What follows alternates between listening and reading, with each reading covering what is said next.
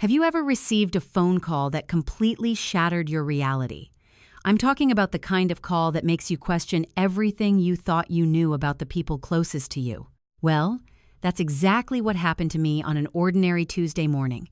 And what followed was a revenge story that would make even the most seasoned karma enthusiast applaud. I'm Lana Anderson, and at 29, I was living what most people would call a modest but stable life. Picture this. A tiny apartment where I ate lunch, standing by the sink because it was the only spot that caught sunlight, my mattress still on the floor because who has money for a bed frame, right? I was the responsible one in my family. You know the type. The daughter who always paid her bills on time, never missed a credit card payment, and had a credit score that sparkled like a diamond. That Tuesday at 11:43 a.m., my microwave clock glowing like a neon warning sign, my phone buzzed with an out-of-state number. I almost ignored it. God, I wish I had. But something made me pick up, and that single decision would unravel my entire world. Is this Lana Anderson? The voice was crisp, professional, the kind that delivers life-changing news without a hint of emotion. This is Tracy from Silver Oak Mortgage Servicing. We're calling about your overdue mortgage payment. We've sent multiple letters. I actually laughed. This thin, hollow sound that bounced off my kitchen cabinets and died in the silence. What mortgage? I asked, genuinely confused. The property at 412 Lavender Drive. You're listed as the primary borrower. The current outstanding balance is $523,000. My fingers gripped the counter until my knuckles went white. I rented 600 square feet. I didn't own a house. Barely owned furniture. There has to be some mistake, I whispered. But there wasn't. 18 months earlier, someone had opened a mortgage in my name. 10 months later, payments stopped. Foreclosure was already in motion. And when I asked who co-signed, the answer hit me like a sledgehammer to the chest. Gregory Anderson. Your father. The noodles I'd been eating sat forgotten, growing cold as my world tilted sideways. I hung up and immediately called my dad, my hands shaking as I dialed that familiar number that used to represent safety and security. Lana? He answered with that tone of mild irritation, like I'd interrupted his afternoon nap. What's going on? Did you put me on a mortgage? The words came out sharp, desperate. The silence that followed felt heavier than concrete. Finally, he said, "Why would you think that?" "Because a bank just called about a house I supposedly own, and you're listed on it too." Another pause, filled with every unfinished argument we'd ever had. Then I heard another voice in the background. Soft, familiar, devastating. My sister, Rachel. She needed help, Dad finally admitted. "You used that old power of attorney, didn't you? The one I signed when I was 18 for the student loan appeal?" My mother's voice floated through the phone, dreamy and disconnected. "We handled it. You weren't using your credit for anything important." That's when it hit me. My own family had stolen my identity.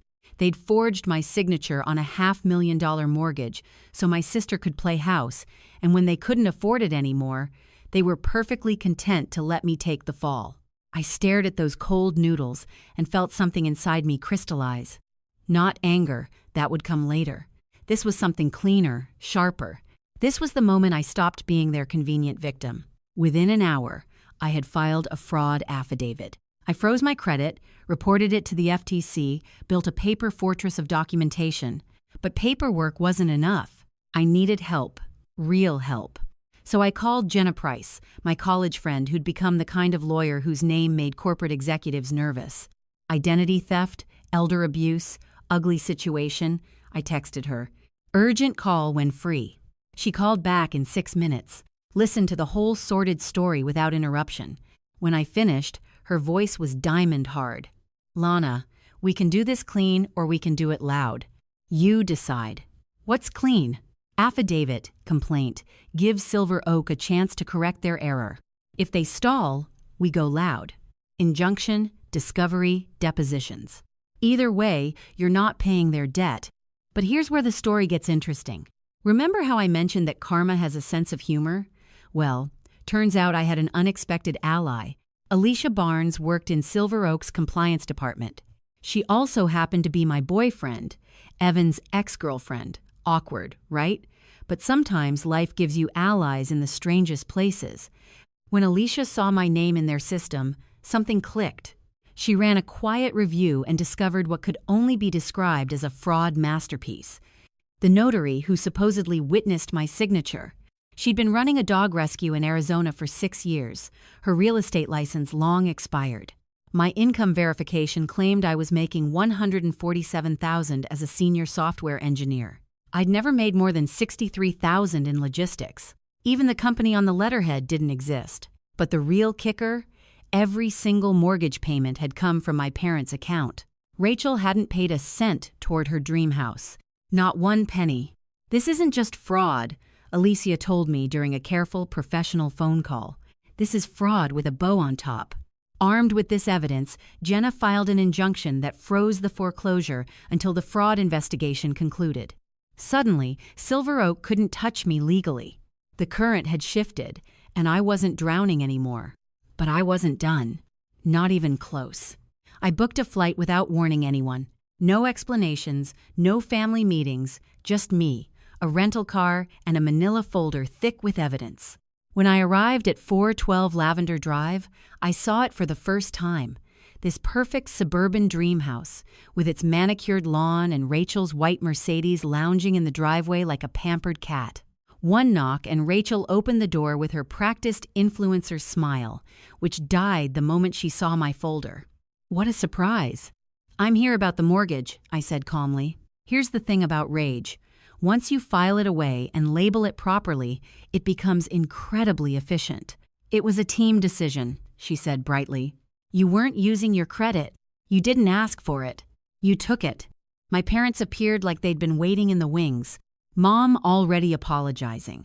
Dad setting his face to that familiar expression of reasonable authority that always meant the conversation was over before it started. I laid the folder on their marble kitchen island like a confession. "Here's what happens next. You refinance this property in your own name. My name comes off. You pay my legal fees." Rachel's voice went tight. "I can't qualify."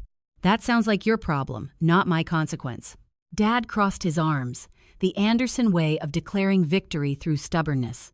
"You don't need to be so hostile." "Dad, you used a power of attorney I signed at 18 to tie me to a $500,000 mortgage without my knowledge." The evidence speaks louder than anything I could say. Mom's eyes filled with those perfectly timed tears. "We gave you life, Lana, and then you tried to lease it out." I gathered my folder, slid Jenna's card across the counter. "You can speak with my attorney from now on. She handles this." At the door, Rachel tried one last manipulation. "You wouldn't let your sister lose everything, would you?" I opened the door, breathed in air that smelled like wet concrete and freedom. "You let me fall for 10 months. 3 weeks later, we were in court." The courtroom buzzed with anticipation as I sat with Jenna, watching my family arrange themselves like a portrait of denial. Rachel in her reality show outfit, Dad in his best suit radiating false confidence, Mom gripping her purse like a lifeline. The bank's attorney laid out the case with surgical precision. Fraudulent notarization by someone who hadn't worked in real estate for 6 years. Fabricated income verification. Payment records showing my parents funded every payment until they couldn't, then let foreclosure fall on me. When the judge asked if the defendants wished to respond, Rachel stood with her rehearsed vulnerability act. "Your Honor, this house is my home. I thought my sister wanted to help me." The judge cut through her performance like a scalpel. "Did you obtain your sister's permission before using her credit on a mortgage exceeding $500,000? Her answer was barely a whisper. Dad fared no better. The power of attorney was years old, never executed for this transaction. Every question revealed another layer of their deception. "Then I've heard enough," the judge said. "The court authorizes foreclosure against the defendants, Gregory and Rachel Anderson. Lana Anderson is fully released from liability. Silver Oak Mortgage reserves the right to seek damages from those responsible for falsified documents." In under 15 minutes, the nightmare was over. Well, the first chapter anyway. Outside the courthouse, Dad had the audacity to say, "You didn't have to do this." "You're right," I replied quietly, "but you made sure I didn't have another choice." Mom stepped forward with her wounded grace act. "You've humiliated your sister. She managed that herself. You both just helped her get there faster." But I wasn't finished. 2 weeks later, Jenna sent me an email with the subject line, "Time to go on offense." Inside was a civil suit for damages, identity theft, credit destruction, emotional distress, loss of financial opportunity. Total, $215,000. This wasn't revenge. This was arithmetic. The price of their choices, written in black and white.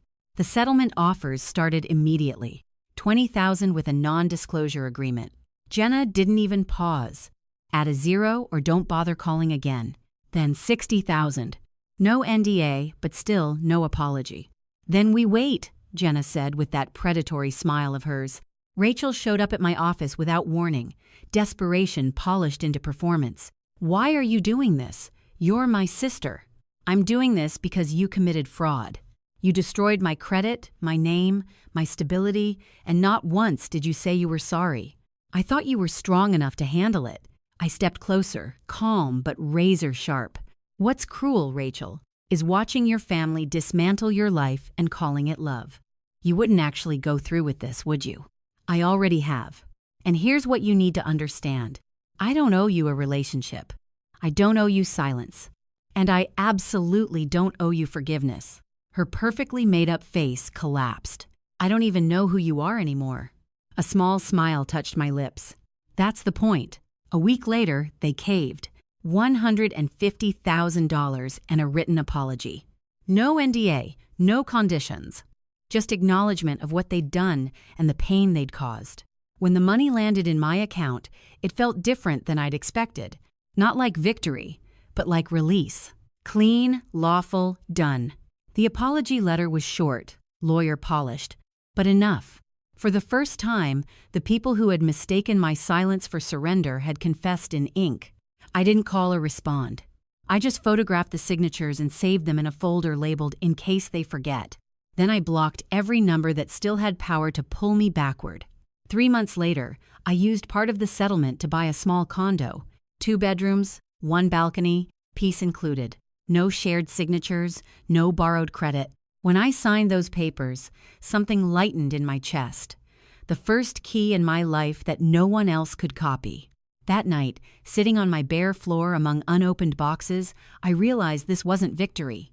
This was aftermath, the clean kind, where nothing is owed, nothing pending, nothing forged. I wrote about the experience on a financial survivors forum, removing names and dates but keeping the truth. The post went viral, tens of thousands of upvotes, hundreds of comments from people with similar stories. Sons whose parents opened credit cards in their names, daughters who'd co-signed loans to help family, siblings who'd been told, "You're stronger, you'll bounce back." The same truth surfaced again and again. Family loyalty, when used as leverage, isn't love. It's control. And sometimes the truest act of love is letting the leash break. Uncle Rob sent me a handwritten letter. "Proud of you. You didn't just defend yourself. You reminded the rest of us what accountability looks like. Your grandparents would have called it courage." He'd also added my name to the old lake house deed, something honest, as he put it. Months later, sitting in my own space with my own key on the coffee table, I didn't feel like someone's daughter or someone's sister. Just Lana Anderson. The woman who'd learned that sometimes the most powerful thing you can say to family isn't, "I love you" or "I forgive you." Sometimes it's simply, "No more." And you know what? That lesson was worth every penny of their debt. The debt they'd tried so hard to make mine. Thanks for watching. You're the best.